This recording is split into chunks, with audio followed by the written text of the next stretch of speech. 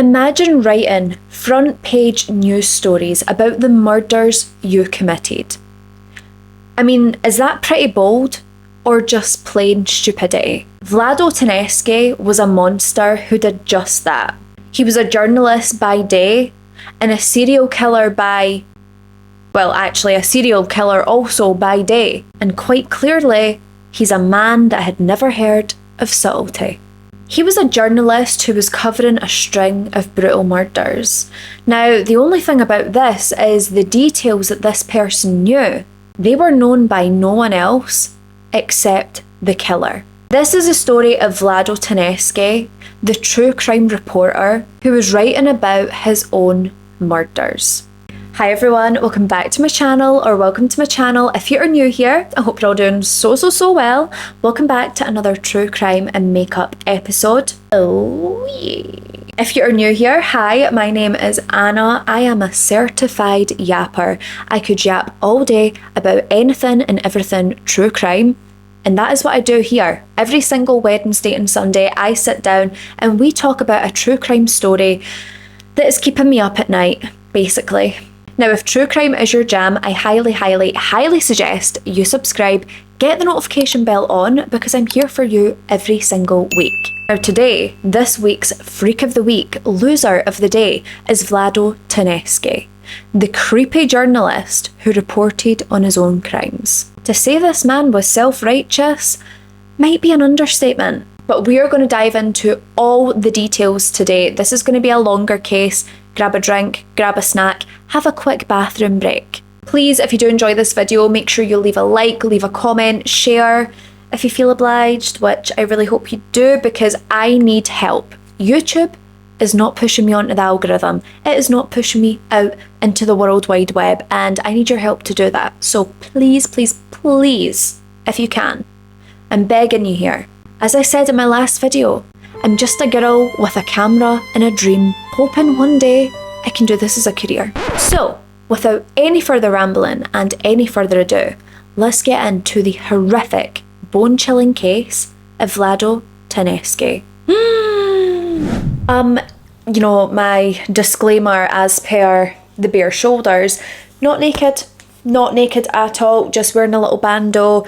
It's summer in Scotland, well, as much of a summer as we get, and listen, it's a bit hot, I'm a bit sweaty, and also I fear that if I never wore like a bandeau top, I'd just pass out on camera and you'd be watching like 50 minutes of me sleeping.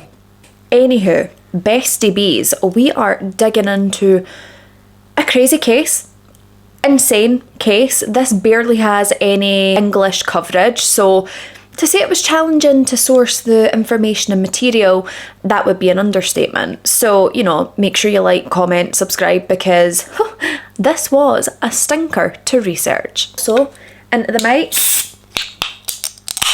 ASMR.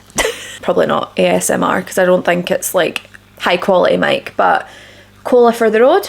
But yeah, this freak was a reporter, a journalist, and he wouldn't report just on the criminal happenings within his country and his town. He would report on the murders that he would commit. Complete freak. What a loser. Reporting on his own crimes, he couldn't even hold his breath and wait for someone else to report on them. How desperate. And as always, before we talk about and get into the horrific crimes that this evil, vacant-stared monster committed, let's start off with his childhood. Where did he come from? Where did he go? Where did he come from, Cotton Eye Joe? But seriously, what was his childhood like? Is there anything that we could see in his childhood that might have caused premonition for his future? Let's dive in and find out. Let's rewind. We're going back to 1952. And we're going back to the small Balkan town of Kijevo. Now, this was located in what was back then part of the Socialist Republic of Macedonia, which was under Yugoslav rule at this time. Kijevo was quiet. It was a deeply conservative mountain town. It was quite isolated, very tight-knit, and honestly, probably the last place you would expect to find a serial killer.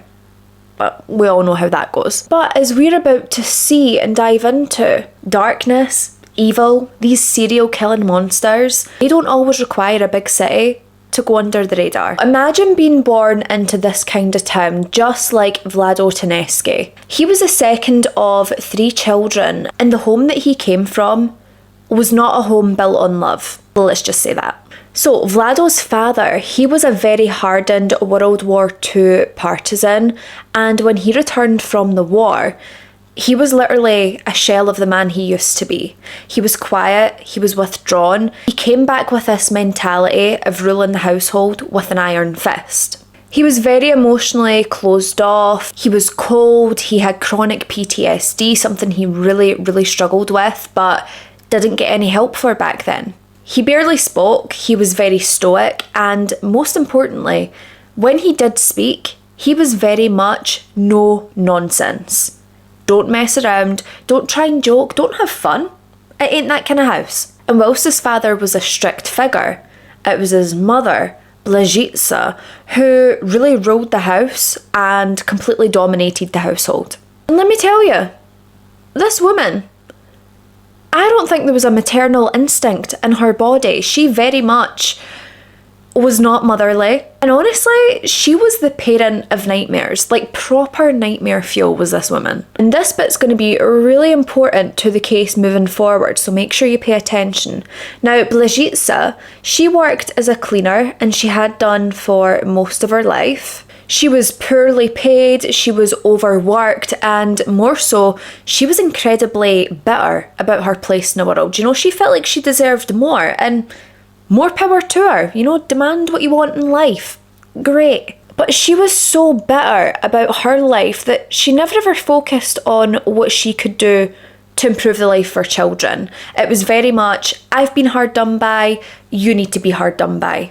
And it was almost like this bitterness that she had toward the world.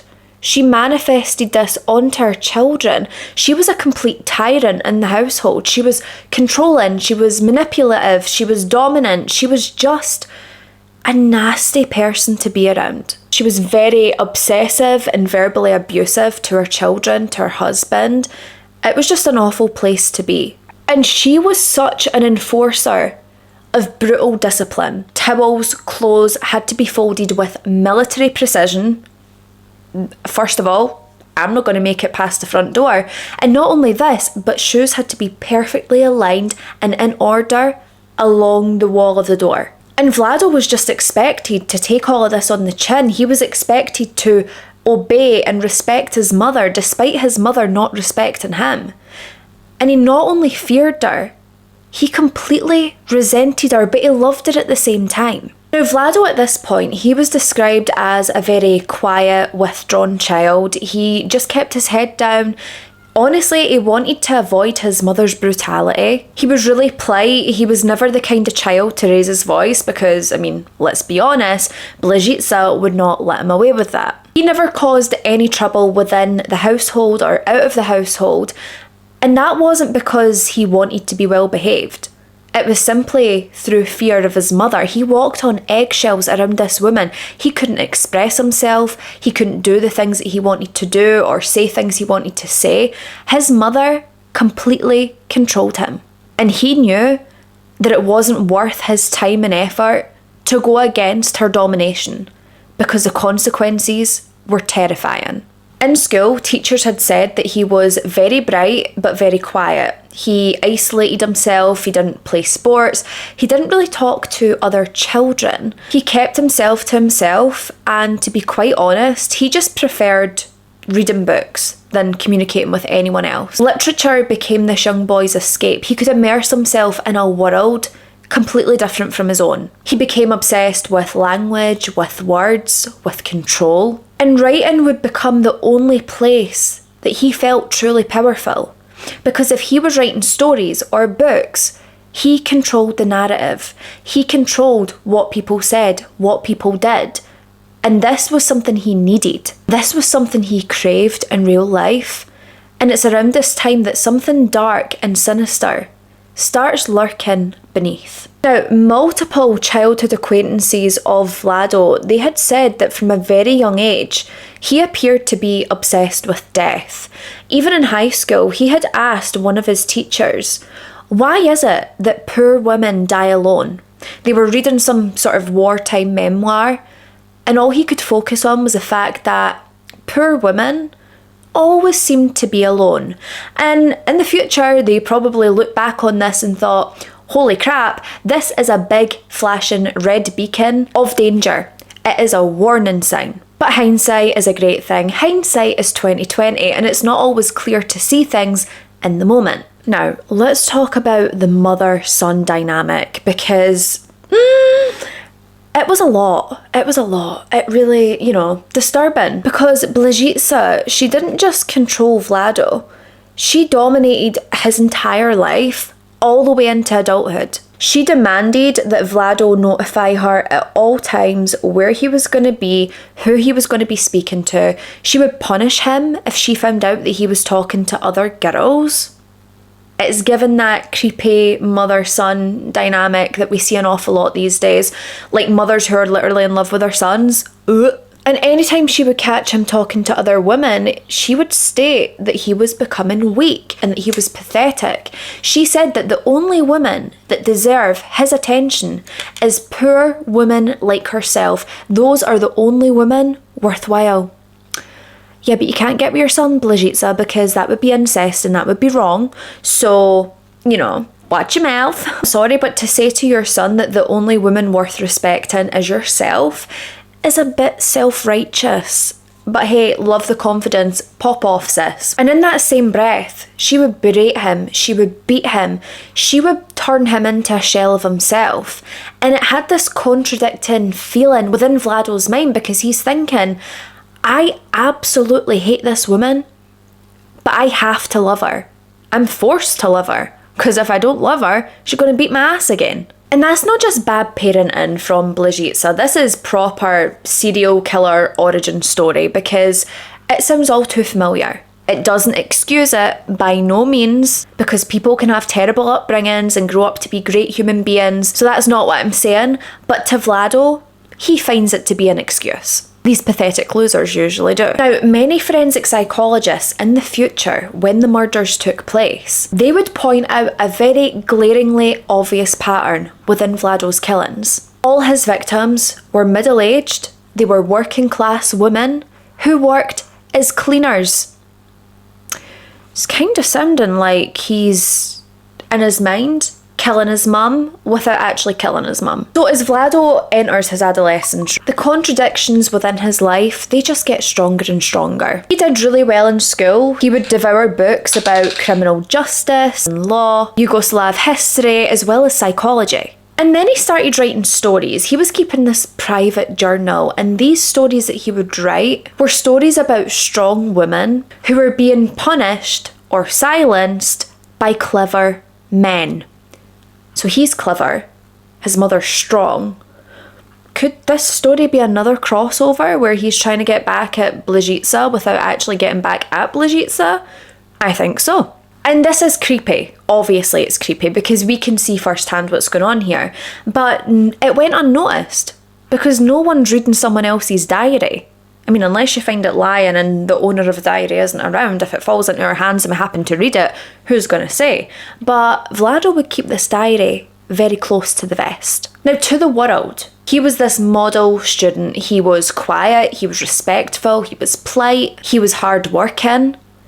But in his mother's eyes, he was just this controlled project. He was a result of her control, in her eyes. Vlado himself, at this stage in his life, whilst the outsider looking in might think everything's going well and it's going so great for him, inside, he was becoming a ticking time bomb and the time was running out. Vlado, throughout his teen years, he never had any girlfriends, he never dated, probably because, Blazitsa was hiding behind the sofa, what's going on there, Vlad? But he had no girlfriends, no friends, actually. And whilst he didn't have anyone to spend time with, he didn't really feel alone because he would sit and he would watch people, observe them, their every move. And it might come as a shock to you or it might not if you've been listening, but he especially liked to watch women. Women who were alone, women who were walking home alone from their work, women who looked like his own mother. So, by the age of 17, Vlado has kind of worked out the career path that he wants to follow. He decides he wants to go into journalism, wants to be a journalist, but in particular, he wants to report on crime. But in his ideal world, this would be violent crime, not just, pickpocketing or breaking into a house. He wants violent, vicious, horrifying crime to report on. Now, when someone had asked him why was he going into journalism with the direct approach of reporting solely on crime, he had stated to them, crime will tell you more about a person than politics ever will. But it is crazy, as we go through this case, you'll see that he wasn't reporting on crime to try and help stop it, to try and help people be aware. He was reporting on crime to learn from it, to learn how to get away with the crime. In his late teens, Vlado, he would be accepted into university where he was going to be able to study literature and journalism. A great fit. And this was going to be in Skopje, the capital, and it was quite a prestigious university. And whilst this sounds great, like Vlado's going to have a successful career, here's the kicker. He never finished university. He didn't have the patience. And whilst he didn't finish university, he would tell people he had a degree in journalism. No one really knows why he dropped out university. I don't know if he was impatient and just wanted to immediately get reporting. I think he just wanted it all handed to him. But no one knows why he left Skopje and returned to Kičevo to live with his mother, the woman who dominated his entire life. So, by the age of 20, Vlado, who once seemed to have this promising, bright future, suddenly he was an underachiever. He was this emotionally traumatised young man, and he was now back living under the same roof of a woman he completely despised, but loved at the same time. The woman who had caused this trauma. He's right back there with her. So in summary, at this point, Vlado, in his teens, he has given us major red flags. Red flag central. If red flag was a street, it would only be Vlad living on it. Socially isolated, obsessed with crime and murder, living with a mum who dominates and controls every aspect of his life. And if you thought things had a possibility of improving in his 20s and his adulthood, no. Grab a snack, get comfortable, because we're only going to go downhill from here. At this point, Vlado is just trying to make his way in the world, right? He's back in Kičevo, he is wanting to rebrand himself. He's like, new place, new me. Well, same place as the year before, but it's new to him now after being in Skopje. But he's doing some rebranding, and he's attempting to rebrand himself as the best journalist in the making. Honestly, the way he was able to sell himself, the way he was able to lie about this degree that he never actually achieved, it worked, because somehow he would land a job in journalism. He would be reporting for a state-run newspaper, and his writing would focus notably on politics, education, but mostly it would focus on crime. And let's just say, Kičevo, somewhere that didn't have a hell of a lot of crime, when you've got a journalist who really wants to report on crime, sometimes they're just going to make their own crimes happen, so they have something to report on. People at one point, they did notice just how in depth these articles would go. I mean, this guy, he could yap and yap and yap. Certified yapper for all the wrong reasons. He could talk about blood patterns like he was writing a novel. He would include these theories around crimes and around murders that sounded like they were coming exactly from the murderer's mouth. But still, no one raised an eyebrow. And no one was questioning these things at first, because Vlado, he was quiet, he was respectful, he wore thick glasses, he just didn't look like the type. But if Ted Bundy taught us anything, serial killers do not have a type. This guy though, he was just able to blend in so well with his neighbours, with the public. No one looked at him twice. He was so normal with his perfectly pressed shirts that his mum would do for him. You would just never have looked at him and thought that he could be capable of something so sinister. But I mean, I see the photos and I'm like, I can see it. It's in his eyes. So, 1979 rolls around, and somehow, I'm not entirely sure why, because I couldn't really find any information on it. But Vlado, he would get married to a woman by the name of Vesna. Now, Vesna, she was incredibly smart. In fact, she was exceptional. Many people wondered, how did Vlado land a woman like this? She was studying law, she would go on to become a very successful lawyer, and she would be the first female lawyer in Kichevo. So the pair, they would go on to have 2 sons together, and they just appeared like this perfect working class couple. They were respected within the community. Vesna was always dressed elegantly, she was super smart, everyone knew how intelligent she was, and Vlado, well, you know, he was a supportive partner and an alright dad from the looks of it. Him himself was not that exceptional to everyone else. Vesna was like this force to be reckoned with, and Vlad was just, well, he was just there. To the public, he would appear like this supportive partner. But behind closed doors, this man was eerily cold. Now, multiple family acquaintances in the future, they would describe Vlado as being a ghost in his own home. It was like he was invisible. He didn't drink, he didn't speak, and he also didn't connect. This was a guy who was completely emotionally flat. He was very distant, and he would spend most of his time working away in his study on his journalism or, you know, writing creepy stories about his own mum. Sometimes this guy would not go to bed until 4 or 5 a.m, but Vesna, who is a very hard-working woman herself, she just assumed that Vlado was dedicated to his work. Well, I mean, Vesna he was, but he was a bit too dedicated. Then we get to 1990, and this is where cracks, they widen into gaps. God, I could rap. I just rhymed again. I am a poet, and, well, now I kind of know it. But Vlado's father, who was already emotionally distant and terribly fragile, this man would die by suicide. His father's death had affected Vlado profoundly, but it wasn't in the grieving son kind of way that you would expect. It was as if the only stabilising force in his life had just vanished, and now he felt like he was truly left alone, with only the voice of his mum living in his head, but also still in his life, controlling his every move, telling him she was disappointed in him, he wasn't doing enough, he wasn't achieving enough. At this point, Vlado withdraws even more. He stops communicating with people. He's spending all his time in his study. He's barely talking to his own wife or children. He would spend entire nights at his desk writing his stories or researching famous serial killers. And listen, I know I do that too, but I'm no Vlado. He also began writing these fictional private stories that no one would see. They were just for his eyes and his pleasure only. And these stories would revolve around the capture, captivity and control of older women. Older women who were very much like his mum.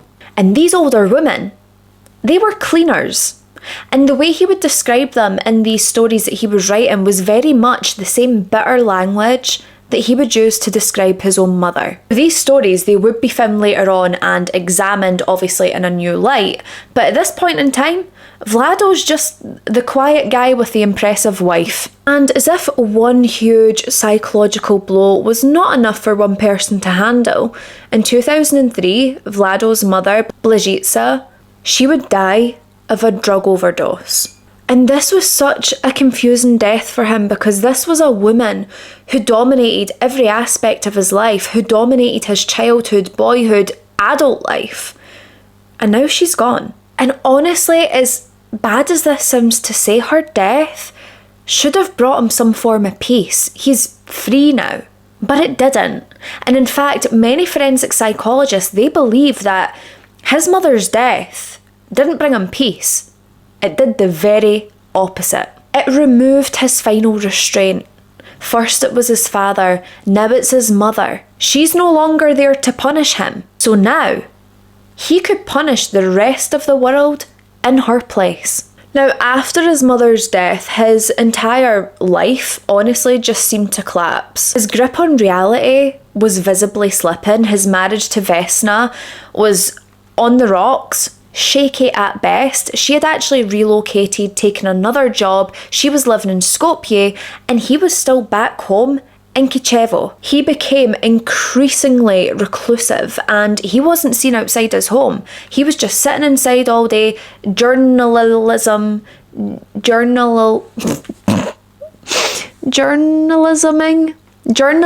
away. And that's not a word, but we're going to make it one today. But then, even this took a beating. He would eventually lose his job, and this was the kicker. This sent him over the edge. But he decided, you know what, I don't need a newspaper to publish my stories. I'll do some freelance work for some small newspapers, anything to keep my toe in the water. So Vlado, he's reporting on local crimes again. He's getting back into the groove, the thing he's good at.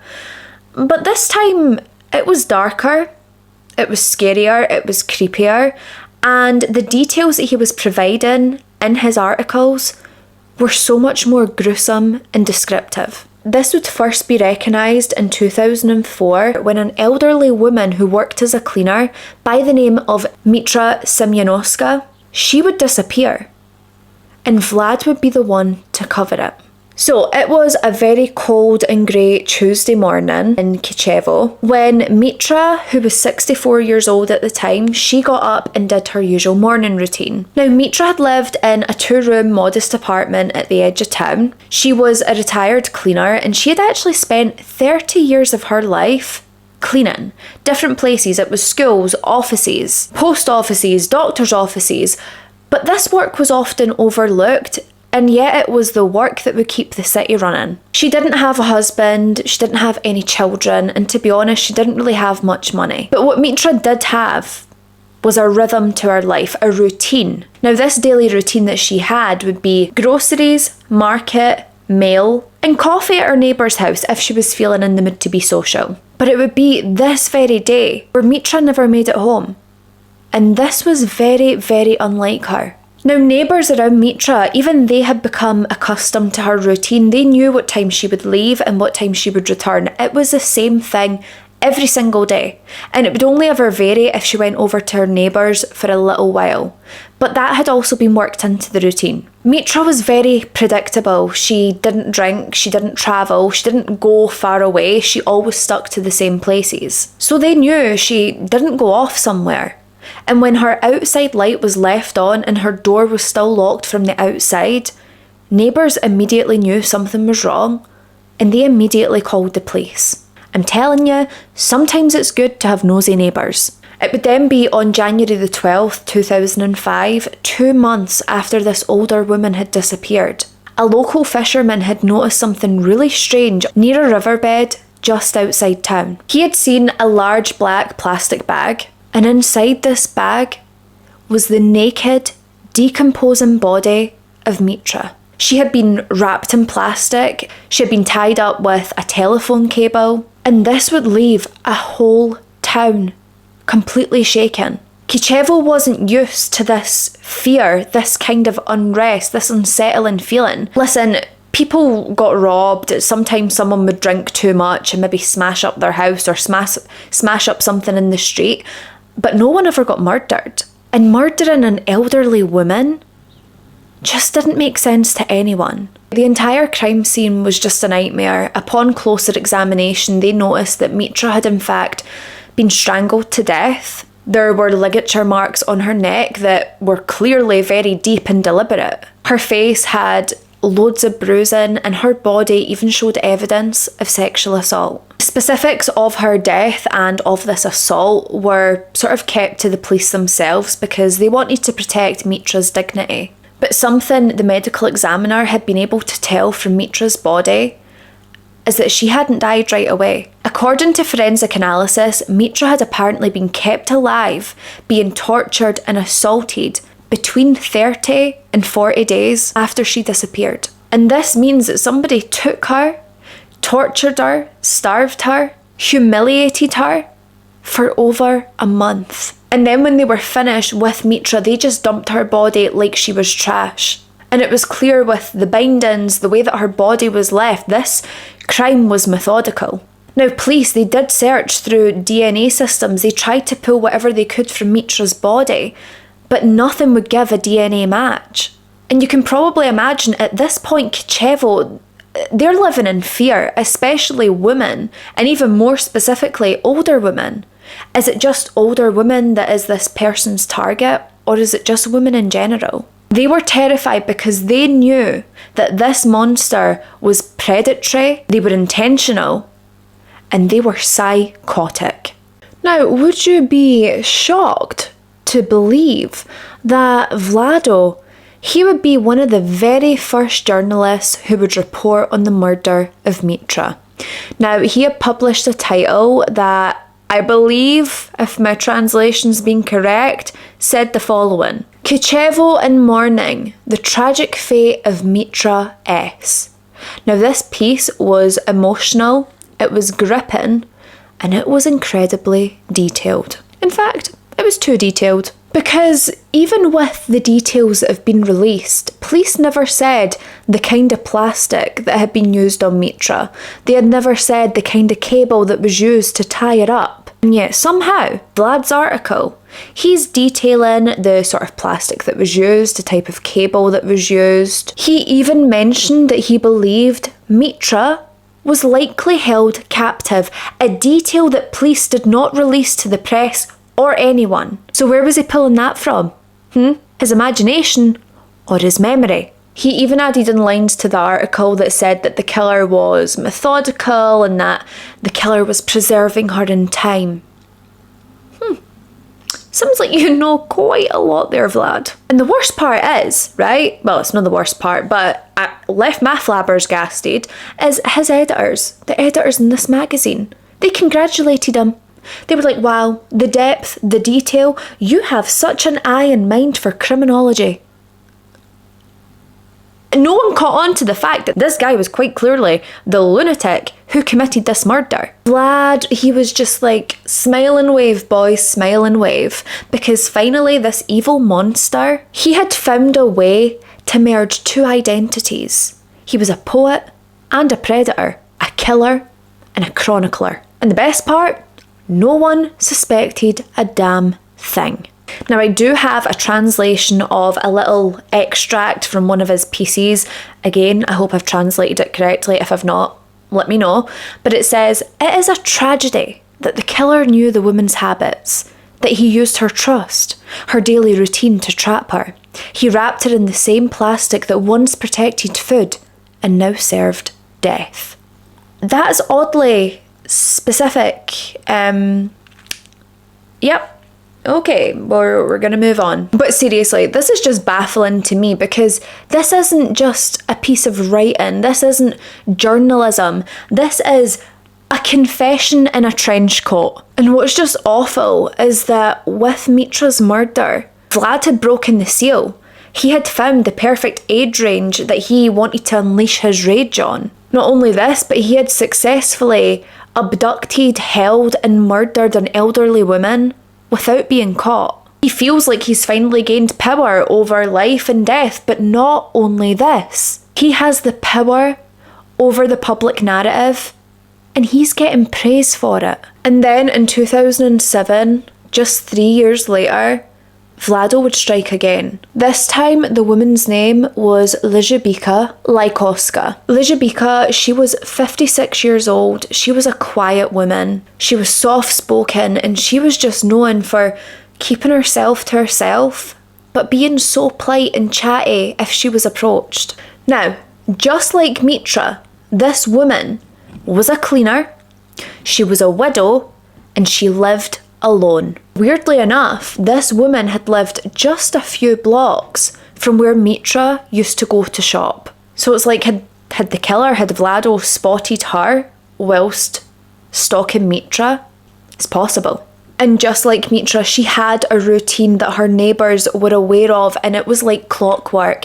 Up early, go to the market, stop off at a bakery, and then she would go straight to her cleaning job in an office. And the thing with Lizabika is she never missed work. She never ever missed a shift. So when she didn't show up for her shift on November the 22nd of 2007, her employer, her colleagues, immediately knew something was wrong. Any calls made to her went unanswered, her door remained locked, but her keys, her purse, and her coat, they were all missing. Thankfully this time the police, they act very quickly. They open a missing persons case the very next day, which I mean, like, quickly to me would be the same day, but we'll take it. But this wouldn't matter because just 6 days later, on the 28th of November 2007, a group of utility workers would find her body near an abandoned construction site just on the outskirts of town.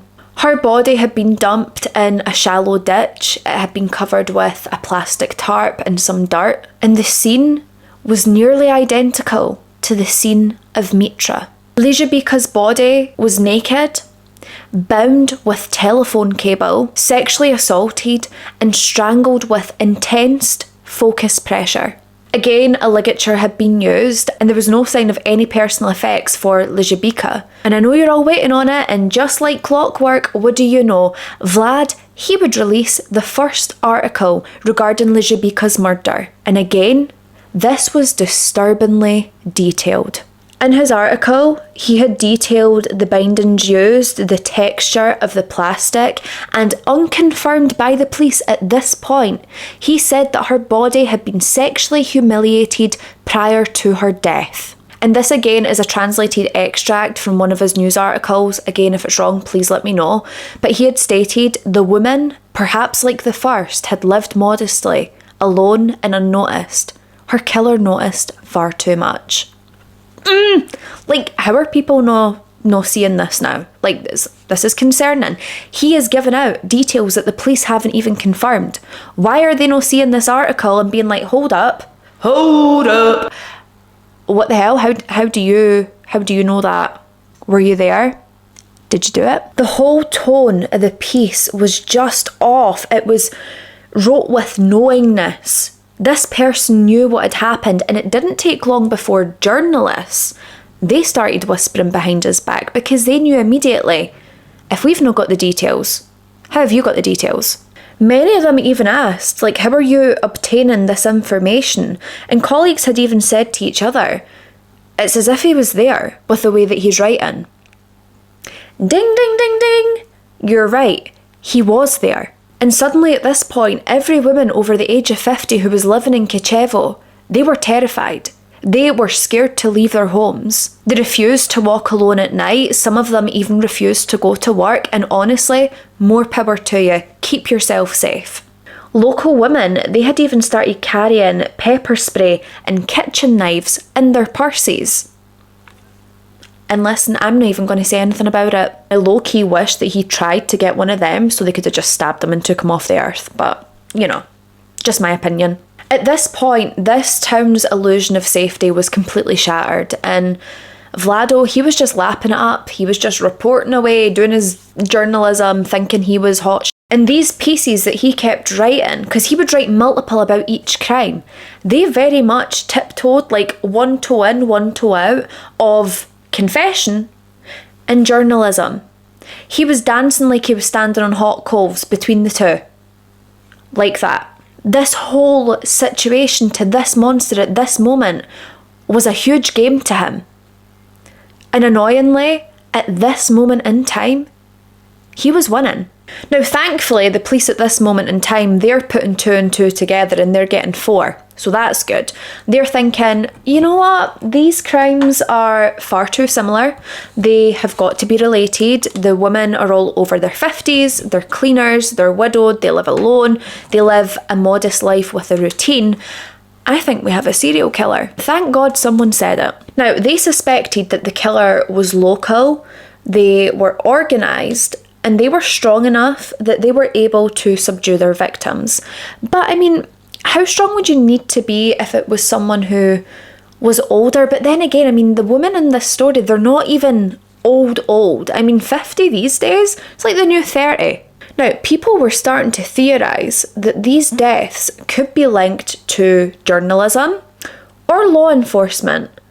And you know, when I heard the first bit, I was like, oh, you're on to something. And then they bring in law enforcement. It's like, oh, God, you know, you just stepped away from the line.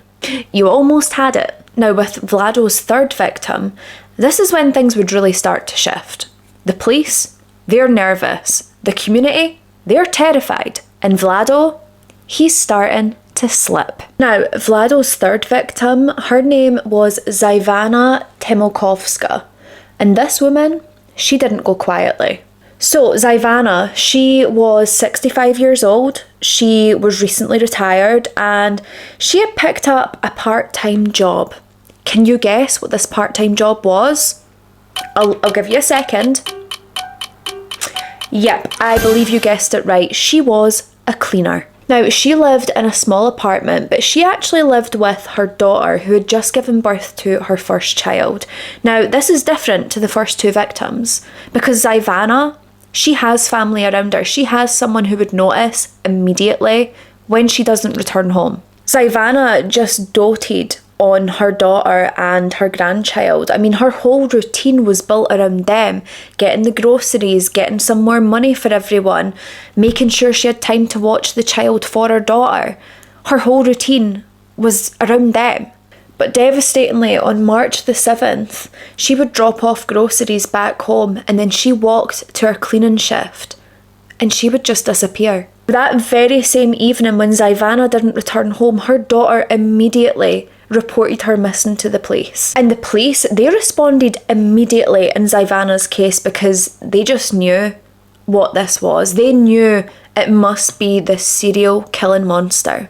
After all, in this case, Ivana, she met every aspect of the victim profile. She was over the age of 50, she worked as a cleaner, she was retired. They knew this was the same person. And devastatingly, only 3 days later, Ivana's body would be found. She was just less than a mile away from where Mitra's body had been dumped 4 years prior. She was bound, she was naked, she had been tied up with electrical wire, she had been sexually violated, and her mouth in this case had been stuffed with paper. Now obviously, this is new and it's intentional, and police interpreted this as a gesturing of silence, trying to silence this woman. Quite clearly, Ivana was fighting for her life, shouting, screaming for help most likely. And for the first time throughout these cases, forensic fibres on her body included newsprint fragments. Yep, newsprint, the kind of newsprint found in newspapers, just like the ones that Vlado had stacked in his home. But I'm not pointing any fingers, obviously. Ivana's daughter and her extended family, they did not stay silent in this case because unlike the first two victims, Ivana had this huge support system. She had family, she had friends, she had people who loved her. They would speak to journalists, they begged the police to find answers, they organised candlelight vigils, and they had even criticised the press for being too poetic and not empathetic. And they would point at multiple articles, but one article in particular really stood out to them that rubbed them the wrong way. And that article was wrote by Vlado Taneski. And when this sort of information was brought to the police, that is when they start looking inwards and they think, do you know what? This could be a journalist. It could be someone reporting on these cases. So they combed through every single detailed article about these cases, and there was one name that was reoccurring and kept popping up and was incredibly detailed. Things were phrased too personally. He had also referred to body positioning that had never been publicised by police, that had never been shared to press and media. Investigators, they then quietly requested a list of all the freelance writers who had submitted reports on all of the murders. And there was one person in particular who had written quite a lot of articles on these murders. And again, it was Vlado. So police at this point for their case, they have 3 women who have been brutally murdered, all over the age of 50, all cleaners, all from Kichevo, all killed by ligature strangulation, all dumped near the town, and all reported on by the same journalist with uncanny detail. And now, for the very first time, they have forensic evidence that would be able to link someone to the crime scene. All they needed now was a chance to search Vlado's home to see if what they were thinking was correct. And thankfully, that opportunity was about to arrive. And honestly, this is just how dumb this Vlado guy is. Like, you can be intelligent and bright and then just completely lack any common sense, and that's what this guy lacked, because When he had even heard that police were closing in and they were looking inward, they were looking at journalists, Vlad didn't think, holy crap, I better stop for a wee bit, take a break, have a Kit Kat. No, he decided he's going to kill again. His fourth victim was Alina Kikovska, and this is when everything would blow up in Vlad's face. Alina was 58 years old. She was a cleaner. If you hadn't already guessed, she was a cleaner, and she had been a lifelong resident of Kichevo. Alina wasn't a recluse. She wasn't someone that kept to herself. She was in fact very sociable, very friendly, very warm, very well known. She even had a small Facebook presence. People knew Alina well, and that would be Vlado's biggest mistake, because he would go after someone who people immediately noticed had went missing. Alina had left her home around 7:30 a.m. on a Tuesday. That day she was walking to her cleaning shift, but as you can imagine, she never made it. Her employer had called her family by 10 a.m. because they knew this was not like Alina. She never missed a day. She wouldn't not phone if she couldn't make it. And her family were so concerned that by noon, just a couple of hours later, they had reported her missing. When police hear that yet another older woman has went missing, they go straight into serial killer protocol, and they're like, do you know what? We need surveillance set up because we need to see what is going on here. Took you long enough, but I guess great now. And devastatingly, Alina's body would be found just 48 hours later. She was found near an overgrown path just on the outskirts of town. She was covered in the same plastic tarp. She had the same telephone cable bindings. There were signs of sexual assault. And in this case, part of her scalp had been shaved. Medical examiners ruled that this hadn't been post-mortem mutilation. It was deliberate, it was symbolic, it was sadistic. But there was elements of the crime scene that made them believe that the killer had been rushed, like he hadn't got to finish doing everything he would normally do. It looked like he had hurried away as if he had been interrupted. Now, when police arrived to the scene, they immediately get it all blocked off and they make a pact. They are not going to release any details whatsoever to the press because they wanted to see if someone would still publish this murder without any details being provided. Because if this was the case, they had their killer. And I'm sure you can guess by now who would have published an article despite no information being released. Yeah, Vlado the Sado. Vlado would publish his article the next day after her body had been found. Now, he had described the body position, the bindings, the shaved patch of her scalp, and he had stated that it was possible symbolic degradation. And at this point, the police are sick and tired of this weaselly scumbag of a man. They're not going to give him the benefit of the doubt any longer. Because, I mean, let's face it, this loser at this point, he basically just signed and dated his own confession. Now they are fully convinced that they have their man and they move in quick. They're wasting no time. They go to Vlado's home and they would arrest him. Vlado went quietly, he went calmly. There was no struggle and no denial on his part. Then they got a warrant to search Vlado's home, and what they found was absolutely bone-chilling. Now, I do have it wrote down exactly what they found, so I am going to read it from the list just to make sure I'm not missing anything out, because what they found was cray-cray. So they had found detailed victim files. Now, these were like meticulously kept notes and photos, even had crime scene sketches and personal thoughts about each woman. There was also unpublished articles, so many of these contained intimate details that the police had not shared with the media. Evidence matching crime scene materials, so the bindings, gloves and plastic sheeting that was used on each individual woman. They'd also found blood-stained clothing. Forensic tests did confirm that this had matched Alina. There was a typewriter and printed drafts of articles about the murders, suggesting that he had actually wrote about the crimes before they were made public. And then they found a notebook, and this notebook was filled with details of chilling fantasies that Vlado Taneski had had before committing these murders and after. He would even describe the feelings that he felt whilst he murdered these poor women. And of course, at this point, police know that they have their killer. There's no if, buts or maybes about it. This is their man. Now, when Vlado had been arrested in June of 2008, this would make front page news, But devastatingly for Vlado, it wouldn't be him writing the story or controlling the narrative. It would be somebody else. And this news article went international, and he must have been raging that he never wrote it. There was a few different headlines that had made international news. So there was journalist caught as serial killer. Man reporting on murders was the murderer. Now, of course, Vlado had people in his life that trusted him, that loved or cared about him.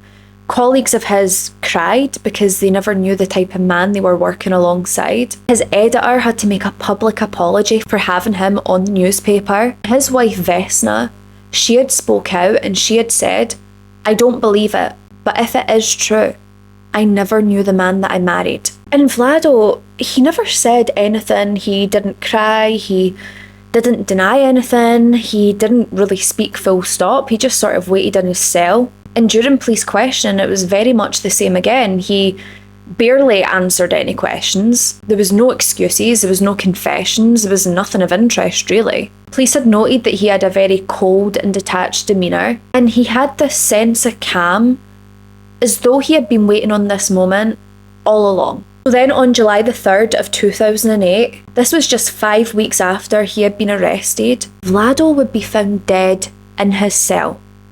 Now, the death was ruled as suicide via hanging, but many people believe that maybe it wasn't suicide.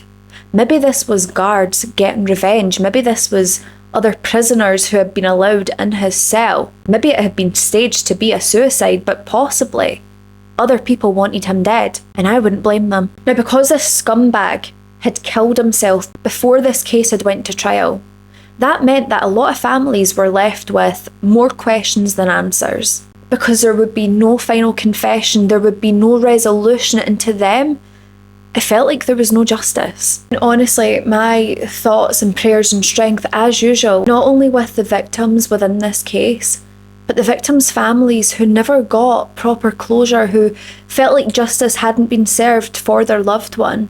I am just sending you so much love, and I hope at some point you can begin to heal. But my loves, that is it for another true crime and makeup episode. Let me know your thoughts down below. What do you think of this absolute POS? I mean, he was a monster, right? What do you think about how his mother and his upbringing contributed to his crimes later on? Because there's definitely a link, but there's absolutely no frickin' excuse. Make sure you let me know down below in the comments what case you would like me to cover next. You can also send them over to my email or my Instagram DMs. Any product details of what I've used on my face today will all be listed down below if there's anything you would like to pick up. But that is it for today. Please, please, please remember, be a good person. Do not be a bad person. Stay safe. Look after each other. And I'll see you in the next one. Bye!